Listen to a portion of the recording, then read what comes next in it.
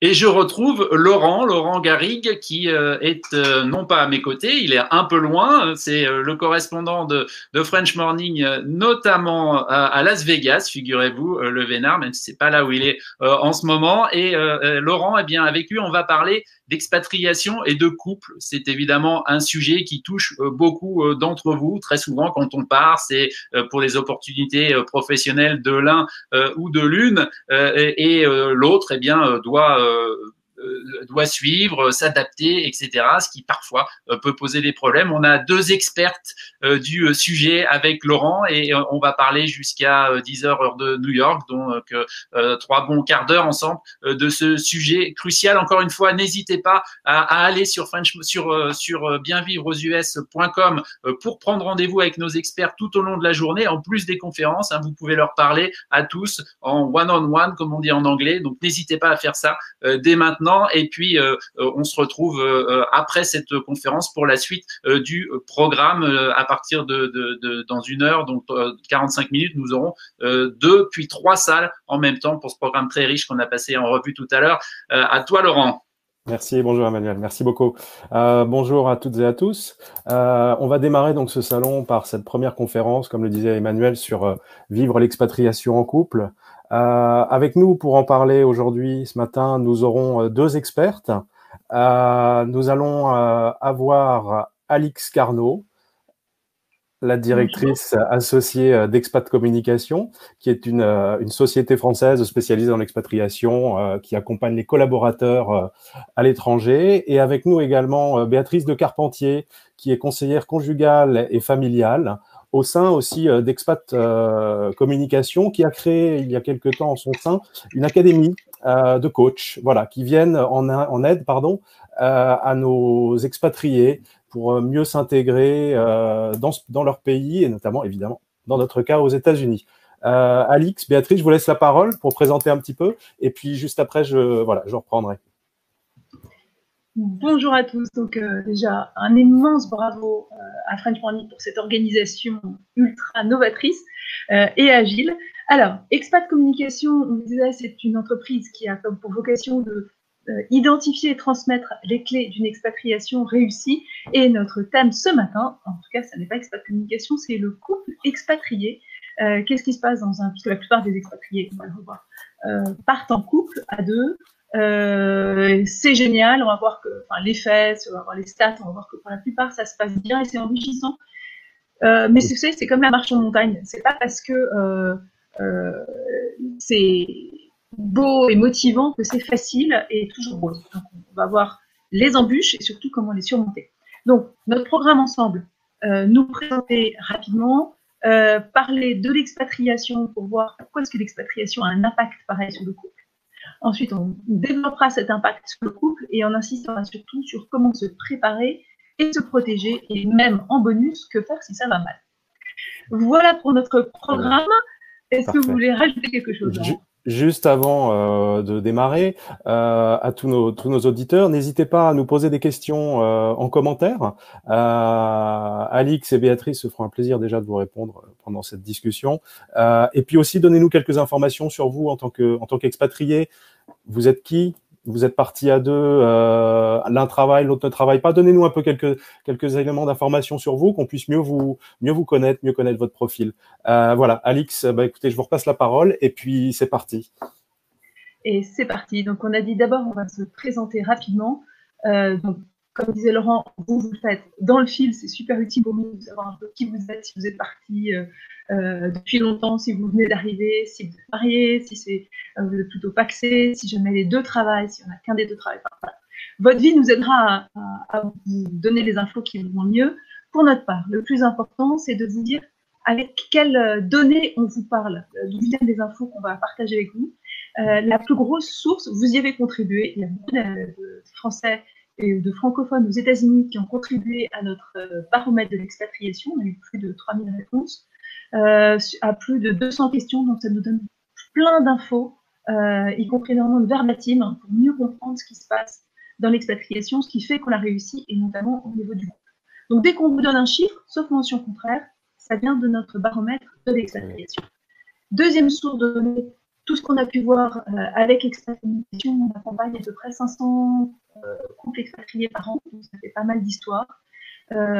Et particulièrement depuis le mois de mars, en cette période de Covid, ça nous donne une vision, voilà, le consul disait tout à l'heure, on n'a pas tellement de connaissances, de savoir qui rentre, quels sont les flux aujourd'hui. En revanche, Expat Communication, on a énormément d'histoires individuelles, parfois jolies, surtout difficiles en ce moment, et qu'on va partager avec vous. Et enfin, je laisse la parole à Béatrice pour la présenter. On a depuis un an une coach académie un peu partout dans le monde. Et Béatrice, c'est à toi. Voilà. Nous sommes déjà une vingtaine de coachs en un an donc tous experts dans leur domaine, sélectionnés par Expat Communication, formés. On est tous passés par l'expatriation nous-mêmes et puis tous et toutes et formés ensuite derrière à l'expat coaching par Expat Communication. Nous travaillons en réseau de façon rapprochée d'ailleurs, avec des réunions hebdomadaires finalement. Et voilà, avec chacun des expertises donc sur la carrière du conjoint, le coaching interculturel, le loud placement, et puis aussi le money coaching. Et je suis moi-même conseillère conjugale et familiale pour l'accompagnement des couples et aussi des enfants qui peuvent avoir des difficultés en expatriation. Très bien. Donc Béatrice, toi aussi, tu as été expatriée. Tu disais, donc toi, Allemagne et États-Unis. Voilà, et Thaïlande. Et Thaïlande. Et pour ma part, Espagne, Italie et Australie, avec une petite expérience américaine. Vous êtes donc les experts que vous savez. Voilà. Oui, on a assez parlé de nous et on en vient on a dit, avant de parler des expatriés, on va parler de l'expatriation. Et parce que c'est un point important pour ceux d'entre vous qui vont juste nous rejoindre. On parle souvent, nous, chez Expat Communication, de génération Erasmus. C'est quoi la génération Erasmus? C'est toute cette génération qui a beaucoup voyagé, y compris enfant, qui a fait une partie de ses études à l'étranger, qui se sent citizen of the world et qui peut être très surprise par l'effet de l'expatriation. Là, on vous a mis la photo. C'est pas du tout notre culture d'entreprise. Hein. Le couple parfait, blonde préférence, tout va bien pour eux. Pourquoi on vous a mis cette photo? C'est parce que en général, les expats, avant de partir, ce sont des gens extrêmement bien intégrés.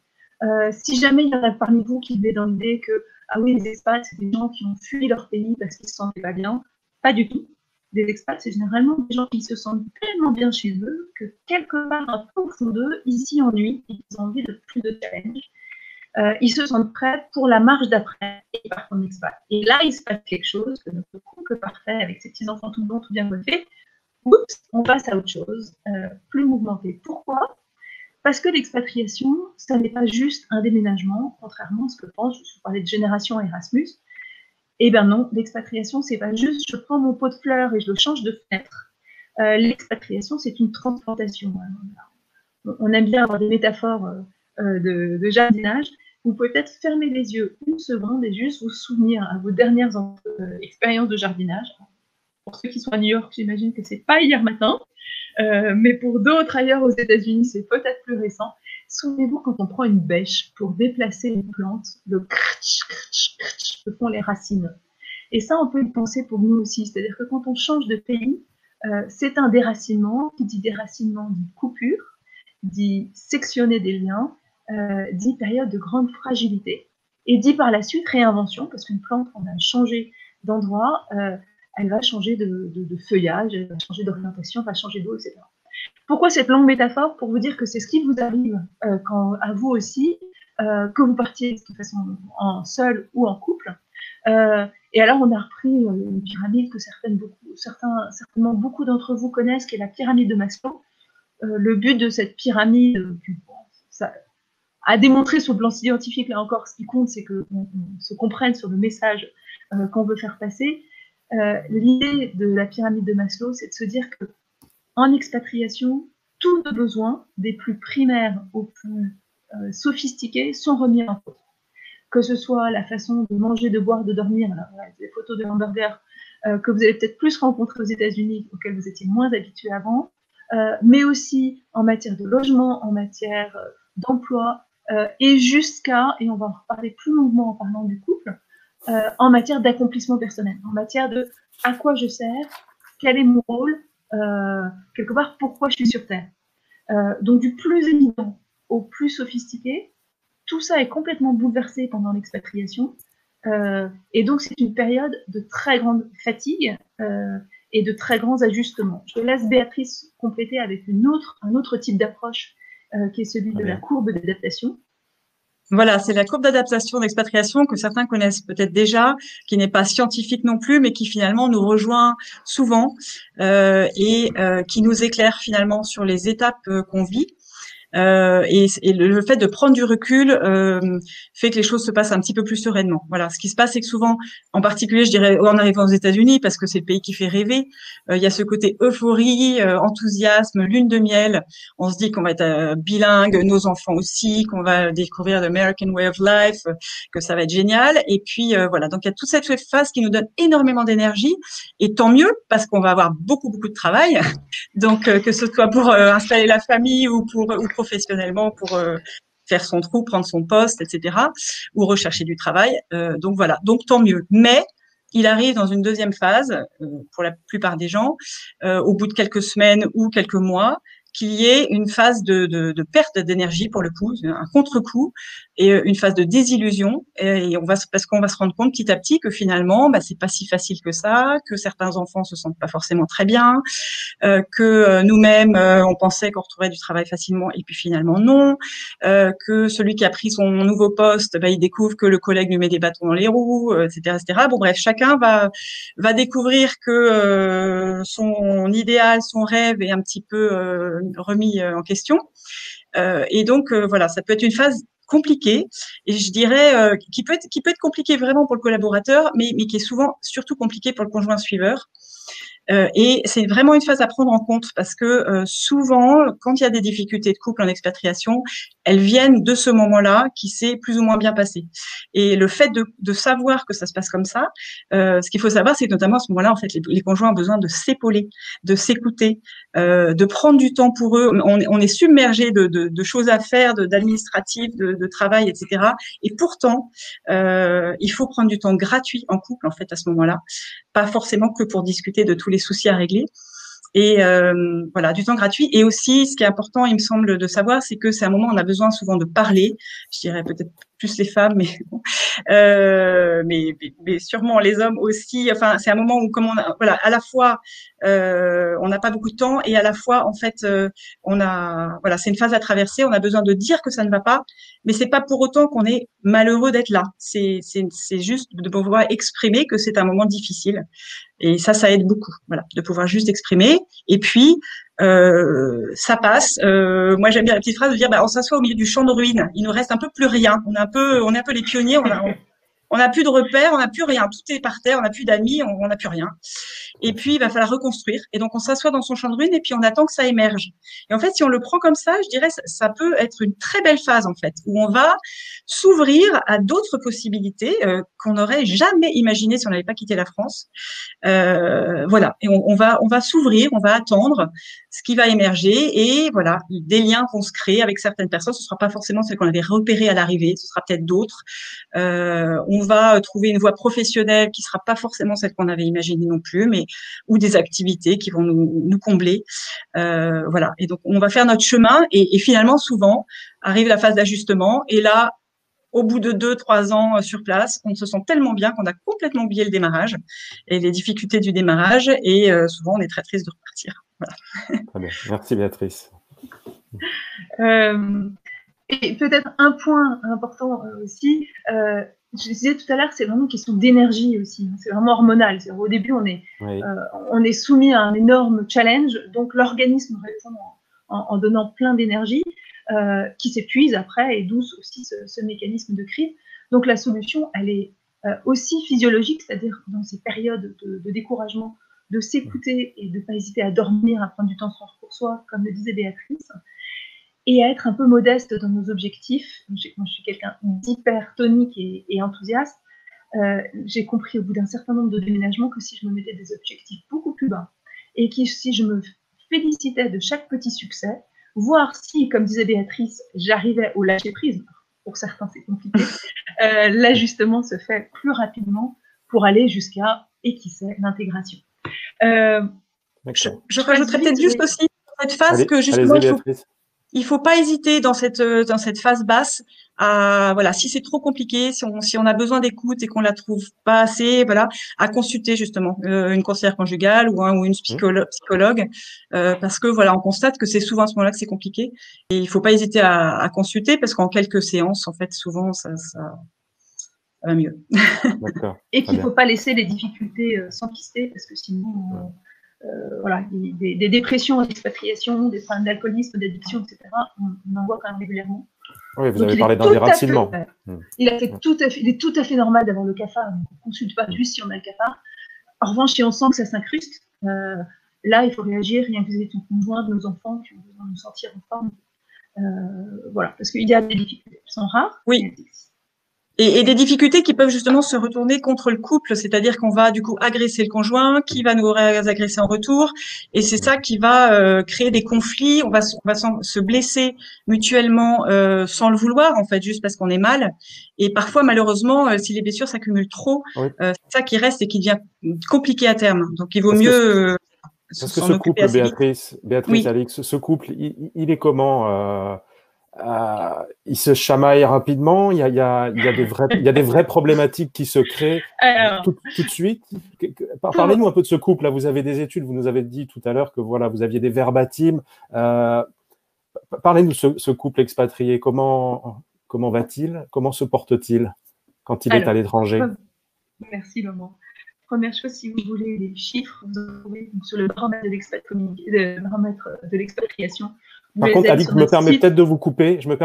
Ouais. Mais on va peut-être devoir à un moment donné couper votre caméra parce que votre connexion n'est pas toujours bonne. Donc, pour l'instant, ça va, mais voilà, peut-être qu'à un moment donné, il faudra couper votre caméra. On aura juste votre son, mais on vous entendra toujours. Et vous aurez les slides. Voilà, tout à fait. Pour l'instant, ça va, mais voilà. Oui. Merci de m'avoir prévenu. Donc, je vous disais, si vous voulez des chiffres, il y en a plein et des verbatims. Sur le site d'Expat Communication, vous trouvez notre étude dans laquelle vous avez 100 pages de détails qui peuvent être super intéressants pour un début d'expatriation. Et puis, ce livre que j'ai écrit il y a 3 ans maintenant, mais qui reste bien d'actualité, Chérie, on s'expatrie, qui vous donne pas mal de clés. Alors, maintenant, qu'est-ce qu'on peut vous dire déjà? La caractéristique du couple en expatriation, c'est le décalage. Et les décalages, ça fait bizarre parce que les couples, aujourd'hui, on est quand même beaucoup des jumeaux. On se marie souvent pendant nos études, avec quelqu'un qui a à peu près le même âge, les mêmes projets, on travaille tous les deux. Et ça, le fait de travailler tous les deux dans la plupart des couples, ça se discute même pas, c'est une évidence. Et on va arriver en expatriation et en fait, on va vivre des expériences complètement divergentes. D'où des décalages qu'on va vous détailler là, à la fois identitaires, d'énergie, financiers, professionnels. Ce qui est plutôt une bonne chose parce que finalement, Béatrice vous en reparlera, mais un couple, ce qui fait l'amour et le lien dans un couple, c'est justement qu'il y a la différence entre les deux, ce qui laisse un espace pour la communication, pour la différence. Donc richesse, mais aussi gros point de vigilance parce que on a vite fait aussi de partir sur des rails qui divergent tellement qu'un jour on se demande un peu ce qu'on fait ensemble et qu'on n'a plus rien à se dire. Alors, divergence, on va regarder un train. Déjà, l'expat, Béatrice, je te laisse la parole pour nous raconter ce que devient celui des deux, que ce soit elle ou lui, qui au départ a un job. Voilà, donc l'expatrié qui arrive et qui a son poste, souvent c'est un poste qui est quand même très prenant. Donc il a embarqué toute sa famille, il ou elle, a embarqué toute sa famille dans cette aventure et se sent à la fois très investi professionnellement parce qu'il faut qu'il trouve ses marques, qu'il découvre tout ce qu'il va faire comme toute prise de poste. C'est encore plus fort quand on parle étranger parce qu'il y a aussi toute la culture locale de travail à découvrir. Et puis ils se sont responsables quand même il ou elle se sont responsables de cette famille qu'il a embarqué dans cette aventure. Et donc voilà, donc cet expatrié va un peu prendre tout ça sur ses épaules, donc on l'appelle Robocop. Parce que du coup il doit un petit peu se durcir, il n'a pas trop le temps de prendre en compte ses propres émotions ni les émotions de son conjoint et voilà, et quand son conjoint quand il va arriver à la maison le soir en retrouvant son conjoint qui peut-être n'a pas passé une journée passionnante, voilà, il va avoir tendance à pas être très disponible pour l'écoute et à dire que il y a pas de problème, il y a que des solutions, et à essayer de régler le problème vite fait bien fait, voilà. D'accord. Et en face, Alix va nous parler du conjoint. Alix, nous avons perdu. Voilà, on a juste le son. Voilà, malheureusement. On a juste le son, mais c'est pas grave. Vous avez l'image. Imaginez-moi assise sur ma valise en début d'expat. Donc d'un côté, on a Robocop en mode il faut trouver des solutions et en mode plutôt débordé, et de l'autre, on a le conjoint. Alors pour imaginer le conjoint, enfin celui qui en tout cas ne travaille pas au début, pensez au dessin animé Tex Avery dans votre enfance, vous savez, le petit bonhomme qui court et tout à coup qui s'arrête, paf, on voit les jambes qui arrêtent de courir et la tête qui continue à vibrer dans tous les sens parce qu'il est encore en son énergie.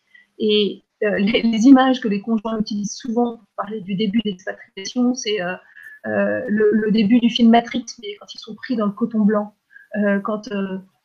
d'être perdus, de ne plus avoir ni de son ni d'image, c'est le cas de le dire.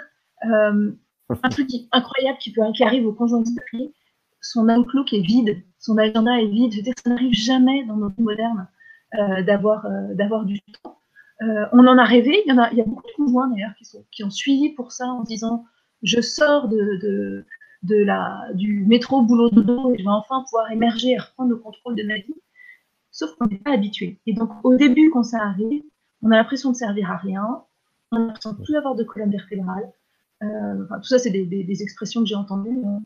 On a l'impression de dépérir.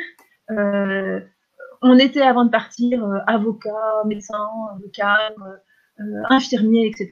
Et là, tout à coup, on est femme d'eux, ou mari d'eux, ou papa d'eux, et c'est tout. Et donc, voilà, c'est vraiment un sentiment de crise que certains surmontent bien, hein, mais que pour d'autres peut être compliqué. J'ai remarqué que plus les gens sont diplômés et ont investi sur leur carrière et sur leur identité professionnelle, évidemment, plus c'est compliqué. Alors, dans ce contexte-là, Laurent parlait tout à l'heure des phrases qui tuent dans un couple expat. Voilà, c'est un article qui est sur le site Femme Expat, qui est édité par Expat Communication, vous retrouverez facilement.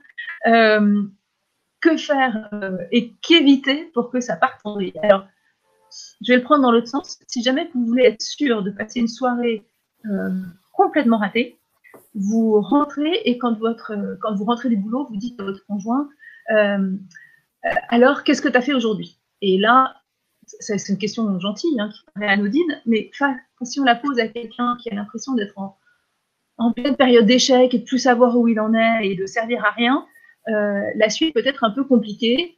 Et peut-être que l'autre va dire rien, de toute façon en ce moment il n'y a rien qui va comme je veux. Et alors là, parfois celui des deux qui bosse enchaîne en disant mais c'est pas possible, tu n'es jamais contente. C'est pourtant toi qui voulais venir aux États-Unis, c'est toi qui as poussé, ça fait 5 ans que tu m'en parlais, maintenant je me suis débrouillée pour qu'on y soit, on y est, et t'es toujours pas contente. Et alors là, hop, l'autre, oui, mais si tu crois que quand je suis toute seule, ou je sais pas quoi, quand même. Et là, ça peut monter jusqu'à, puisque t'es pas contente, si tu veux, on repart. Ce qui n'est pas du tout une solution non plus. Voilà. Et donc, les phrases les plus anodines font qu'il y a des conflits dans beaucoup de couples expats qui peuvent partir en vrille assez vite. Pourquoi?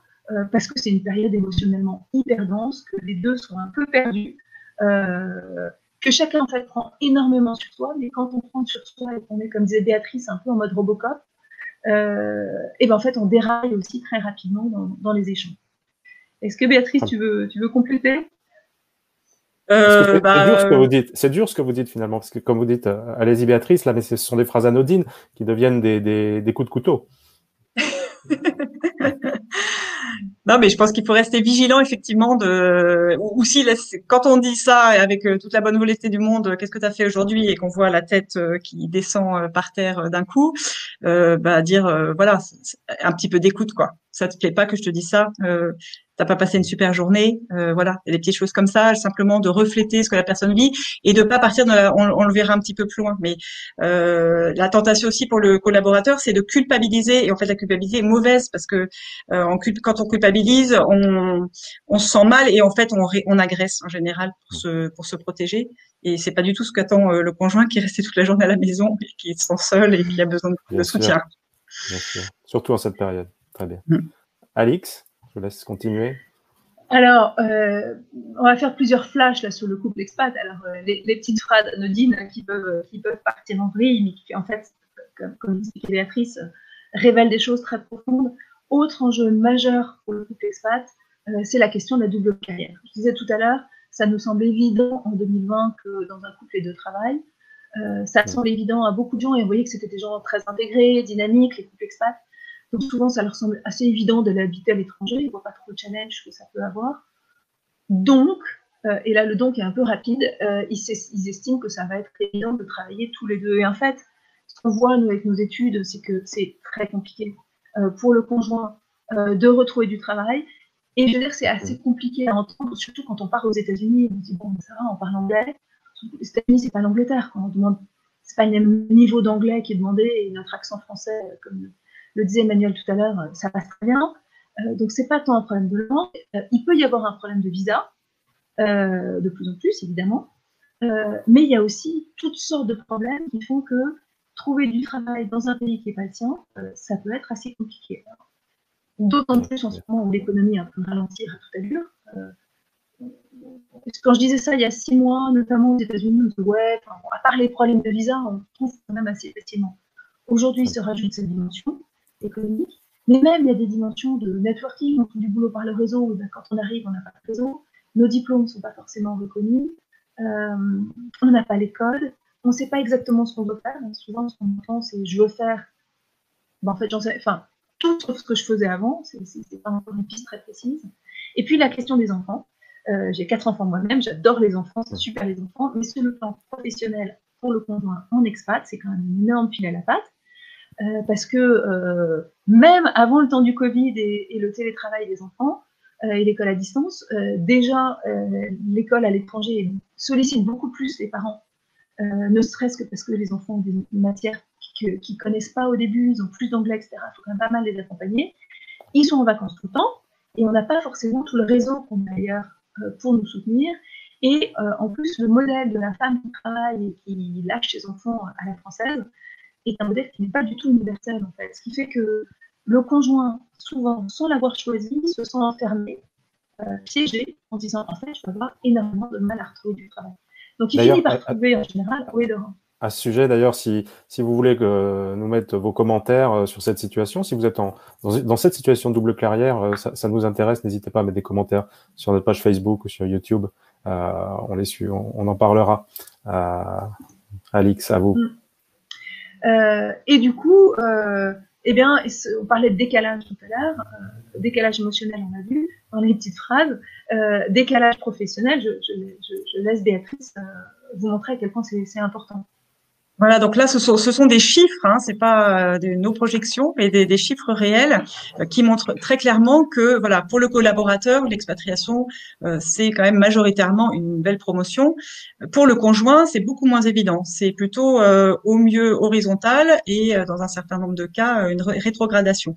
Alors, c'est pas pour ça que tous les conjoints suiveurs sont malheureux, parce que comme le disait Alix un peu plus tôt, pour un certain nombre d'entre eux, c'est un choix, et finalement ils vont se tourner vers autre chose, ils vont en profiter pour passer du temps en famille avec leurs enfants, pour découvrir d'autres choses, pour découvrir le pays, pour organiser des voyages pour la famille, etc. Donc voilà, il y en a beaucoup qui le vivent très bien, mais pour ceux et celles qui sont conjoints suiveurs et qui n'avaient en fait pas choisi, pensaient pouvoir trouver du travail, qui voulaient trouver du travail et qui finalement n'en trouvent pas, alors là, c'est souvent compliqué et notamment compliqué pour le couple aussi. Parce que là arrivent vraiment les reproches, la rancœur, voilà, et c'est plus compliqué. D'accord. Je vous cite une phrase d'un des verbatim que j'avais vraiment aimé dans notre enquête. Une femme qui me disait « J'ai rencontré mes 2 meilleurs amis en expat, ce sont nos fils ». Donc voilà, merveilleux. Après, pour pas mal de conjoints, ce rôle de parent ne suffit pas. Je suis la première à dire que si je ne travaille pas, et c'est pas juste avoir un boulot, c'est un boulot dans lequel je vais m'épanouir, c'est à la mesure de ce à quoi j'ai envie de contribuer, c'est compliqué de se sentir épanoui. Et voilà 6 rôles modèles qui peuvent vous aider à vous positionner et à discuter en couple, parce que le but de tout ça, hein, c'est surtout que vous puissiez en parler à deux, c'est de mettre des mots pour que plus loin vous approfondissiez cette discussion. C'est le rôle modèle que j'ai beaucoup développé dans mon livre Chérie, on s'est expatrie. Le premier, c'est Lucky Luke. Lucky Luke, c'est-à-dire celui qui c'était trop compliqué de gérer toutes ces histoires à deux et qui va le laisser tout seul. Ma sorcière bien-aimée, c'est le modèle assez rare en France maintenant, et très courant dans les milieux expats, où il y a Jean-Pierre qui va travailler pendant que Samantha l'attend à la maison, et plutôt heureusement d'ailleurs.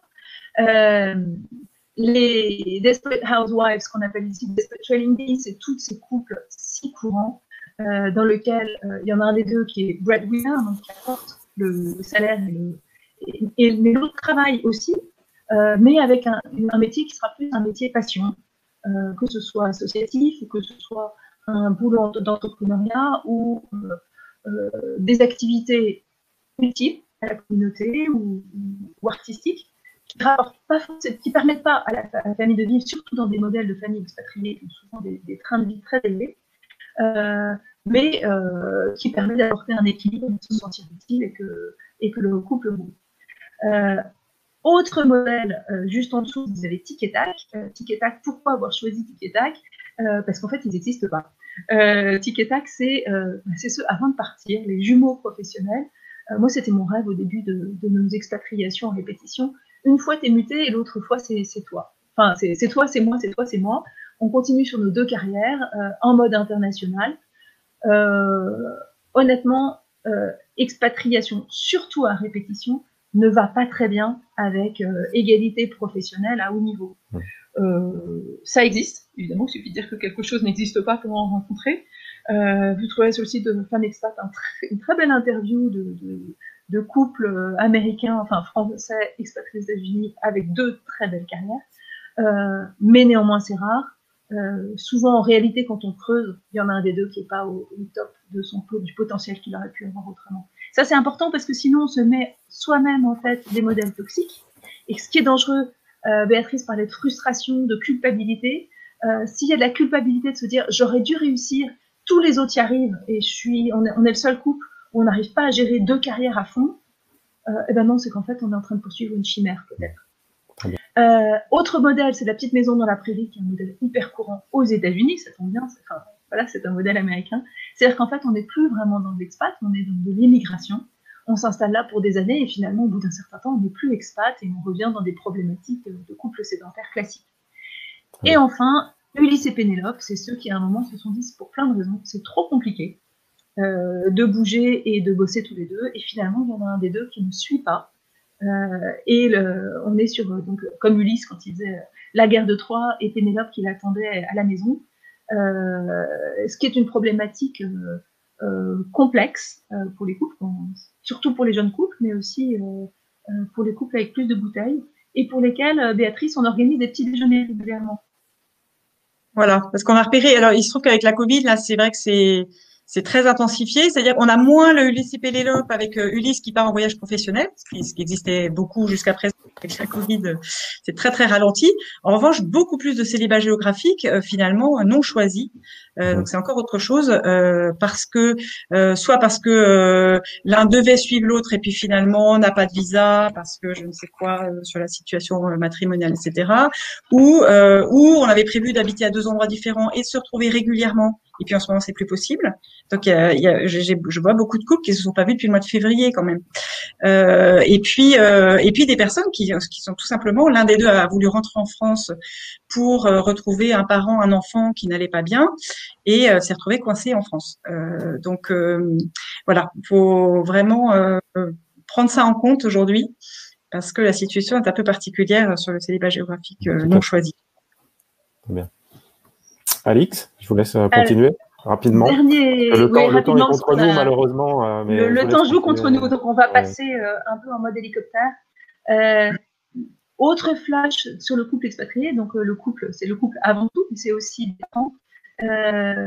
Juste un mot votre plein de données là-dessus sur le site Femme Expat, mais pour dire l'expatriation nous remet en cause dans notre triple rôle de parents de protéger, d'être disponible et de transmettre. On a mis Barba Papa, celui qui protège complètement ses enfants. En expat, surtout au début, on se rend compte que là où on aurait aimé les protéger, on parle beaucoup pour nos enfants, enfin, les citoyens du monde, qui soient bilingues, etc. Au début, de temps en temps, on se demande si on a bien fait, parce que les débuts d'expat, c'est quand même sacrément chamboulant pour les enfants. On est moins dispo, et ça, c'est plus à long terme, où on se rend compte qu'il y a une vraie crise de la transmission. Quand on est français ou belge aux États-Unis, on vit dans un modèle complètement différent, et là, très vite se pose la question de quelles sont les valeurs qu'on transmet. Parfois même, on aimerait les transmettre, on a bien choisi, mais on n'y arrive pas. Parfois, au sein du couple, on n'a pas la même vision sur ces valeurs qu'on voudrait transmettre, quand ça tiraille un peu avec la culture du pays d'origine. Et ça, c'est un gros sujet à la fois de réflexion et parfois même, quand on en discute avec Béatrice, pour consulter un conseiller conjugal, parce que là, on est vraiment au cœur de notre pacte familial et quand on n'arrive pas à se mettre d'accord là-dessus, ça vaut le coup d'y réfléchir. Un mot très rapide sur le retour, on n'a pas développé, parce qu'on n'a pas le temps malheureusement, pour vous dire que le retour, c'est vraiment la phase la plus compliquée d'expatriation. C'est pas nous qui le disons, c'est les 3/4 des expats qui sont rentrés, notamment pour le couple, parce que c'est un peu le moment du bilan. On a fait des sacrifices, on a fait ou au moins des compromis, dans le but d'un plus grand bonheur à venir, et c'est au retour qu'on compte les points, et c'est pas toujours évident. Et ça, il faut vraiment s'y préparer. Très bien. Et en fait, c'est quand même une situation un peu pas très idyllique finalement, pas aussi idyllique qu'on pourrait penser.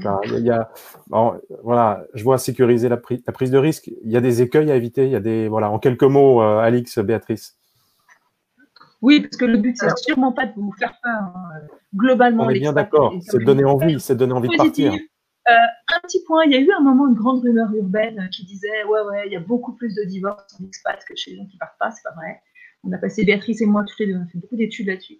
Il n'y a pas plus de divorces en expat qu'ailleurs. En revanche, quand il y en a, ils sont beaucoup plus compliqués et douloureux parce que y a une notion internationale qui se met là-dedans et du coup, tout devient plus compliqué. Mais déjà, Béatrice, en une minute ou deux, tu peux nous rappeler quels sont les risques principaux pour les couples expats? On les a déjà pas mal évoqués au fil de l'eau, hein, mais donc il y a les décalages, il y a le mal-être de l'un qui rejaillit sur le couple, voilà, notamment au départ avec l'isolement, la perte de repères, d'identité, de sens, même le rôle de parent aussi qui peut être mis à mal si l'enfant finalement ne va pas bien. Il y a la nouvelle distribution des rôles dans le couple. Ça, on n'en a pas parlé, mais par exemple, même si le conjoint suiveur a décidé d'arrêter de travailler et est très content, moi j'avais eu un écho de quelqu'un qui me disait finalement, ce qui est troublant, c'est que d'habitude, quand on rentrait de travail tous les deux, on se parlait du travail.